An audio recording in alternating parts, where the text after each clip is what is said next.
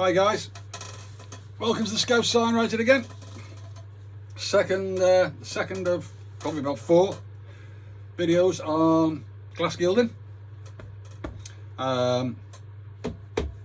So we went through in the first video designs, layouts, bits and bobs, blah blah blah. This one I'm just going to go through how we set it out from scratch, and I'm going to use 3 different methods. Tip and gild, where I will outline the job on the back of the glass, finished, and then gild it. Second method is to gild a lump on the back of the glass, a big lump where your element wants to be, and then we'll, on the back of the glass, on top of the gold, we'll paint our element, chap it in, and then clean off the superfluous gold to leave the element clean. And I'm also going to use a stencil paint mask to show you how it works, because we all need to know. I've tended to find, as I think I've said, I don't get a sharp edge on the letter because the paint's at a right angle on the glass. When the gold goes on, the gold won't gild to a right angle, so you get a dirty edge around the letter. I've had some reasonable results, but for a really high quality job, I'd say hand lettering's better. But if someone can tell me a stencil they've found, or a material they've found they can make a stencil with and use, and it works, and you get a nice clean gild around the edge of where the stencil is, super. Always willing to learn. Okay guys, so let's crack on. So I've found a piece of glass, or acquired a piece of glass, let's say. There we go. So I tend to draw up, as I've explained, my sketches freehand. You can get them drawn up at a little sign shop somewhere on a plotter. I tend to draw them up myself, whatever the job may be. But with modern technology, mixing modern technology with the old skills, you can get some nice work.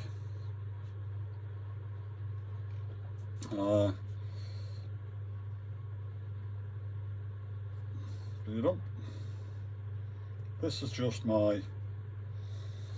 this would be my master sketch, which would go on the outside of the glass.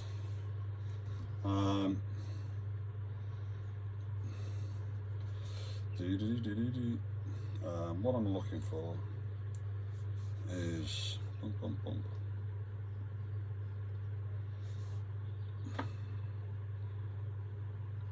going to give it just a reasonably heavy serif.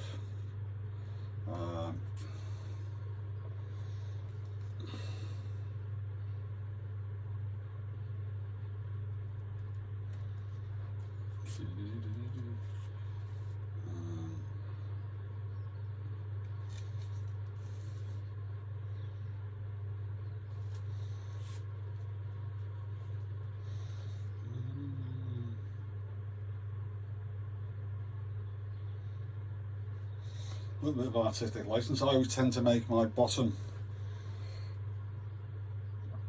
a stroke of the E a tad longer.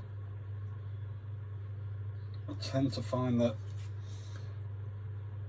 the mechanics of the lettering, it sits better. It looks like it belongs there. It's not top heavy. Doesn't look like it's falling over. Whereas if your top stroke would be longer than the bottom stroke, it would look like it's about to fall over.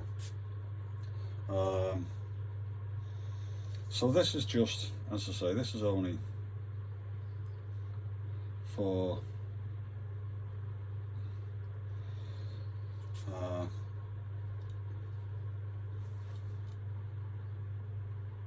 to show you how I go about doing mine, and I will have a drop shade on it.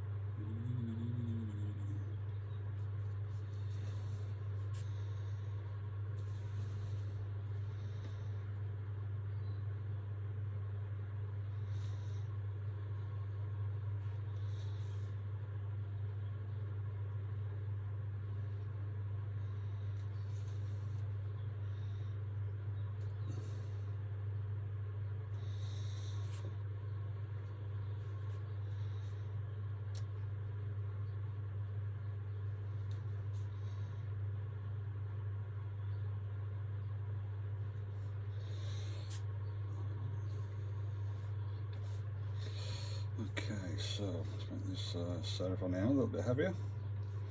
So we're in conjunction with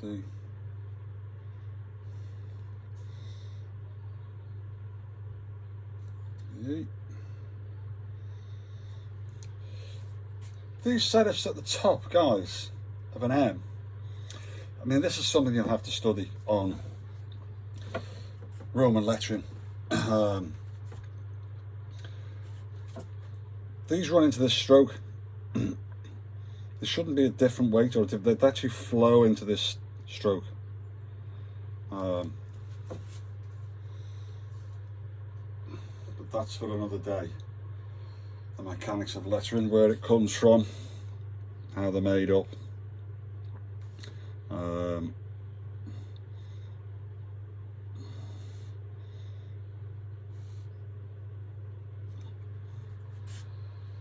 Charging column of Rome, audio lettering, or audio lettering is based from the charging column of Rome. All your lettering, your typefaces should really be based around the mechanics and geometrics of that text. I know a lot of typefaces now are bastardized, so it changes, but that's where all lettering was derived from.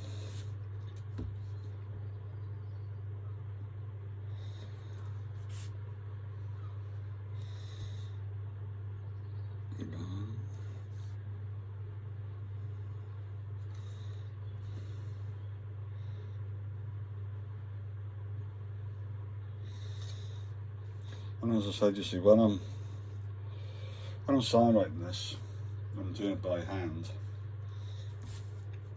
I get a feel for the letter. So when I come to do it on the job, I've written it once,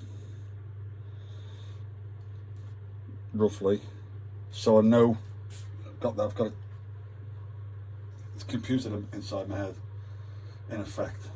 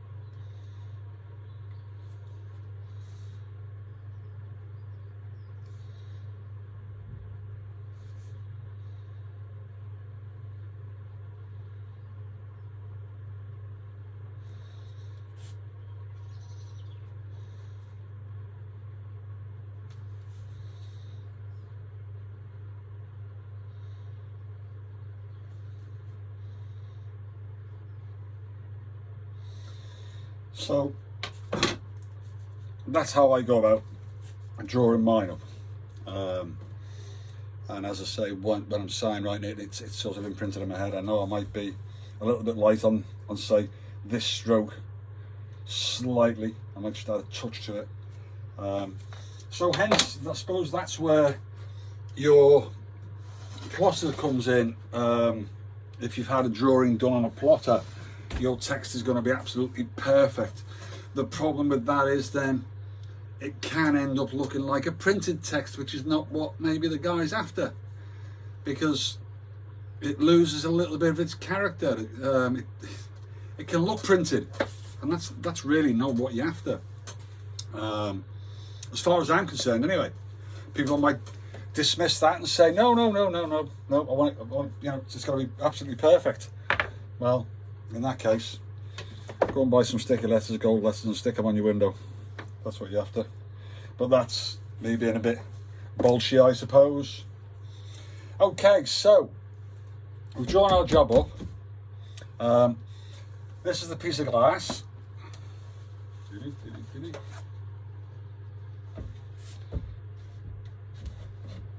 That's probably dry by now, so I'm not worried. Anyway, it's sitting off it with these stamps on. Okay, cleaning process. One of the most important processes in the job. Must be spotless. Methylated spirits.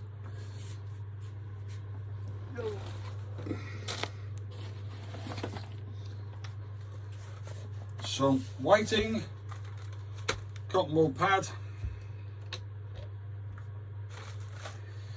So, what I do first,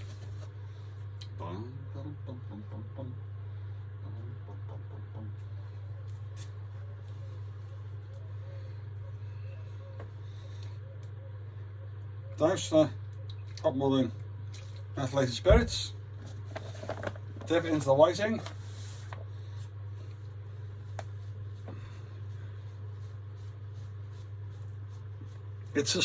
the whiting is a slight cutting compound, very, very slight. I would imagine similar to the cerium oxide that's in toothpaste. A very, very fine cutting compound, but it will remove any grease or dirt or marks on the glass. As I say, this part of the job, I suppose it's like any job. It's all in the preparation. The glass has got to be clean. You know, if you know yourselves, if you've done a bit of painting at home, timber or cabinets or whatever, if you've not done the prep work properly, the job doesn't turn out too good.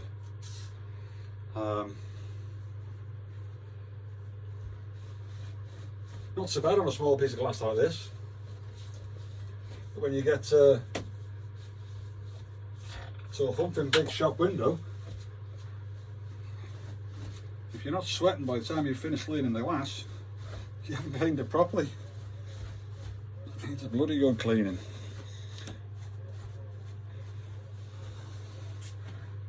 Okay. Then I go over to cotton wool.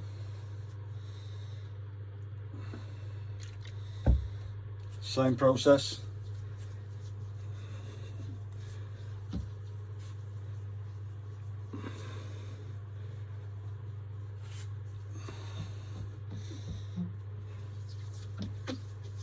You hear it starting to squeak. That's what I'm looking for. There's no grease left on it.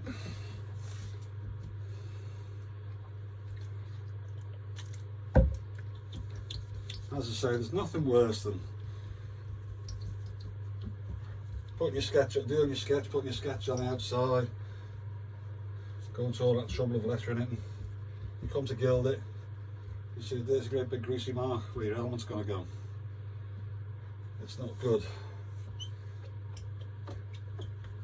Okay, so you can hear that squeaking.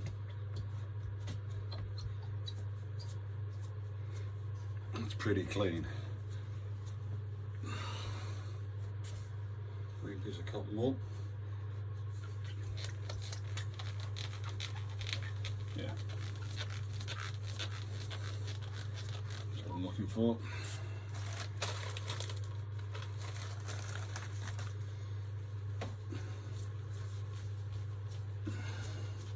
You should, if you look at the glass closely, you should be able to see any marks on it, to be honest. You know, you catch the light at different angles, you will see any marks on it.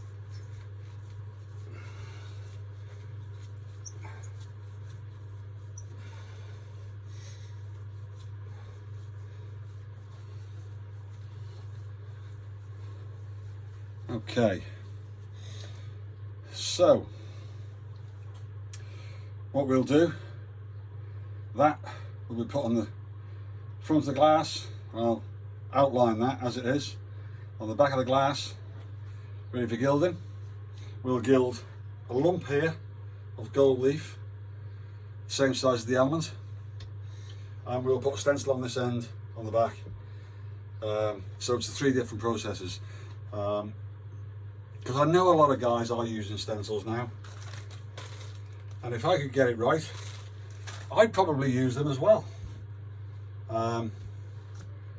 Save a lot of time, especially when you've got fancy borders to do, you know, which are rather intricate, and they're not going to be gilded, they're just in colour.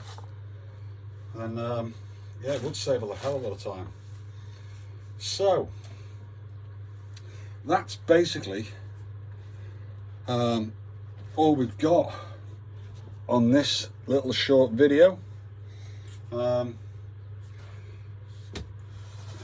Once you've cleaned your glass, try and keep your fingers off it, or if you're going to move it around, get a pair of white cotton gloves, you know, because that's clean now. We don't want any grease marks on it really. I won't go into the size at the moment. There are 2 types of size you can use for glass gilding. And I'll go into that. One's gelatine, one's isinglass, whichever you prefer. I'll go into that when we come to it. But that's as far as we can go for today, because I'm going to nip down to a mate's studio, a little sign shop, and he'll cut me a stencil so we can put that on at the same time as we outline the stencil by hand. Hopefully it'll show you the difference between a stencil cut one and a hand lettered one. Okay guys, that's about all we can go through now. So it was just a quick one, but it's an important process, the glass cleaning, as far as I'm concerned. Thanks for watching. Press the subscribe button if you don't mind, and I'll see you soon. Cheers guys. Hi guys, just a quick word.